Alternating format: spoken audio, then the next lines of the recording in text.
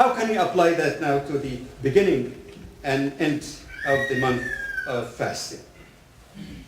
We find that the opinion of scholars on that issue is more actually than two opinions, because each opinion, whether it is the dependence on sighting or the use of calculation, it has subcategories. An example, that those who say we take sighting, is it by the naked eye, is it with the help of binoculars or telescopes or other means, and even hisab, calculation, should we take hisab in negation or affirmation? There are all kinds of, but to simplify, let's say the issue of calculation, this is the most contemporary, hot debate, you might say, in Muslim communities in the West, to take hisab, calculation, or to take sighting. Perhaps one can, instead of getting into details, this was covered to some degree in some khutbahs last year, research papers are found, so we should educate ourselves as Muslims. Lots of, then the question here is raised. Is the sighting of the hilal, the crescent, in itself an objective? Because at that time the science of astronomy, and we're not talking at all about astrology, that some ulama even mixed up between the two. Astronomy was a science that has not matured and reached a high degree of accuracy as we have today. There are people who are living in very remote areas in our century where it is impossible just to depend on calculation. They may not have even any person or get the knowledge even to reach them.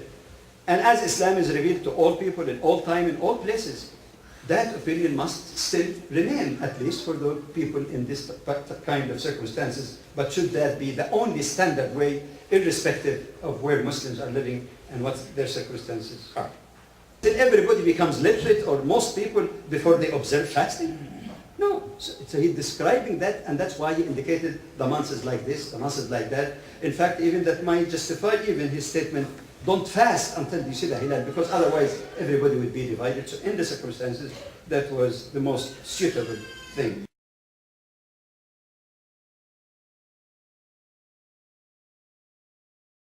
Big distinction between two aspects. Sightability and the astronomical new moon. Sightability, which means that in a given region or city, is it really possible, or what is the degree of probability that the moon would be sighted? Because there are so many factors involved, how you see the moon, the angle, there are so many complicated factors. And yes, indeed, this is not yaqini, this is probabilistic. And some astronomers even might vary a little bit about the degree of probability, and there are various curves. It's a very complicated issue. But that should never be mixed with the most definitive issue in astronomy that nobody that I know of argue about, unless they don't know it. And that is from the authority of astronomers who even differ in other issues. They don't differ on that issue. It is commonly known among people as the birth of the new moon.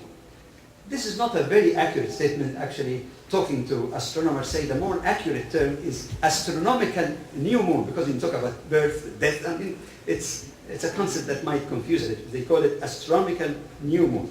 And that is determined actually at the time when the conjunction takes place where the earth, the moon, and the sun are on the same line, so it's total darkness.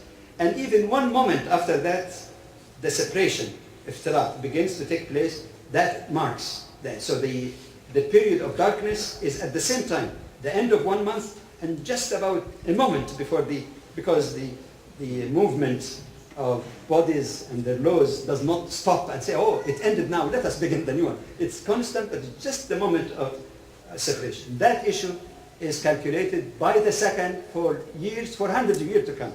It's a brief or abbreviation of the khutbah, inshallah, to be basically in full. Today happens to coincide with the 14th of Sha'ban, a blessed month in which we get ready to receive the month of Ramadan. The Prophet ﷺ used to fast in Sha'ban more than any other month save the month of Ramadan. In the month of Sha'ban, our deeds are ascends to Allah subhanahu wa ta'ala, and He knows everything without ascending. But this is as mentioned in the hadith of the Prophet ﷺ.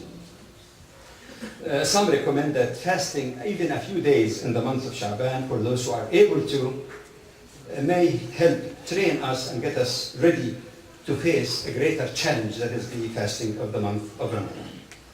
The purpose of this khutbah is not to speak about the virtues of Siyam, which is the fourth pillar of Islam. Inshallah, this probably will be forthcoming in Ramadan, inshallah, and maybe before, for those who are giving khutbah, inshallah, on the next 2 Fridays.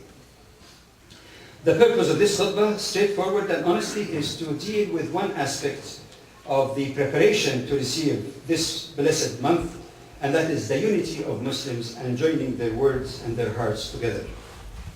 The least of Iman, that they should all be united in the matter of beginning and end of Ramadan, and also to be not only united in word, but physically in celebrating the Eids, whether it's Eid al-Fitr or Eid al-Adha, together.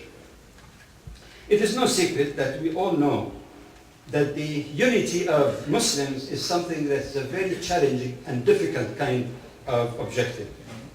And if indeed unity of Muslims were manifest in the reality of their lives today, their situation would not be as pathetic as we see today, of division, in some cases even disputation and enmity.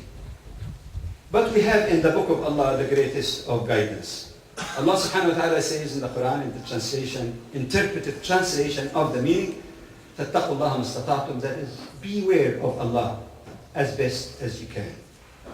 Maybe this ayah was a foundation for a very famous statement that things that you cannot achieve in full, don't leave most of it. In other words, achieve as best goodness as you can, even if you can't achieve perfectly.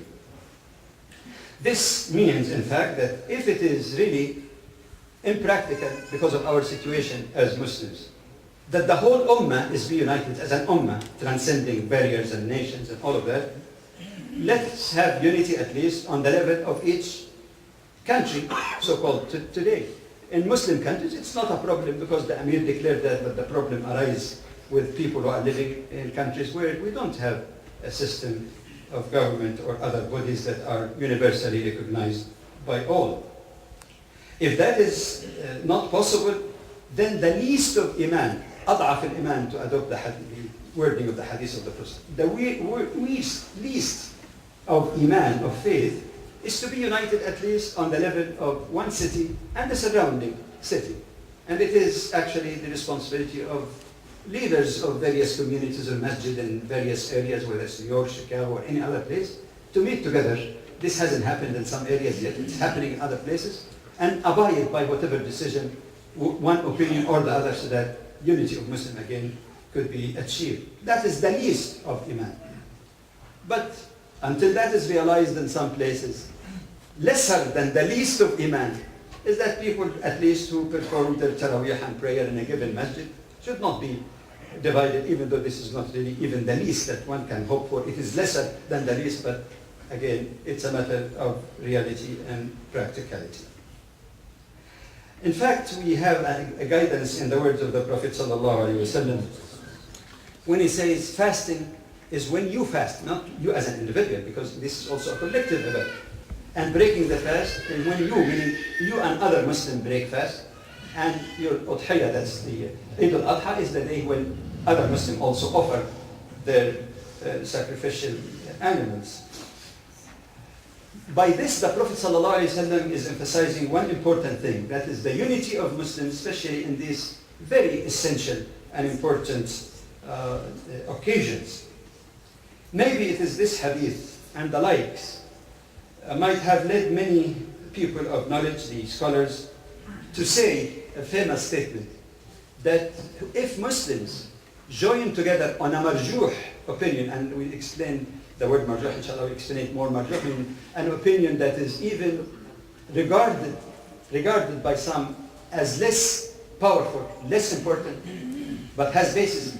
It is better actually than being divided